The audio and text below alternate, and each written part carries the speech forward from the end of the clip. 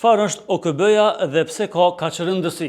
OKB, Organizata e Kombeve të Bashkuara, u themelua me 24 tetor të vitit 1945, menjëherë pas përfundimit të luftës së dytë botërore. Bota sapo kishte dalë nga një konflikt shkatërues dhe vendet e botës u dakorduan se duhej një organizatë e përbashkët për të ruajtur paqen dhe për të parandaluar luftrat e tjera globale. Qëllimi kryesor i OKB-s është ruajtja e paqes dhe sigurisë ndërkombëtare. Sot OKB ka 193 shtete, pothuajse nga të gjitha vendet e botës. Çdo shtet ka një votë në Asamblenë e Përgjithshme, ku diskutohen çështjet globale si luftrat, varfëria, klima dhe kriza ekonomike dhe kriza humanitare. Organi më i fuqishëm i OKB-s është Këshilli i Sigurimit. Ai ka 15 anëtar, por vetëm 5 prej tyre janë të përhershëm dhe kanë të drejtë vetoje. SBA, Rusia, Kina, Franca dhe Mbretëria e Bashkuar janë shtetet që kanë të drejtë vetoje në Këshillin e Sigurimit. E drejta e vetos do të thotë se këto shtete mund të bllokojnë çdo rezolutë rëndësishme, edhe nëse shumica e vendeve të botës janë pro. Kjo është arsyeja pse shumë vendime të OKB-s shpesh nuk zbatohen. Selia kryesore e OKB-s gjendet në New York, të Shteteve të Bashkuara të Amerikës,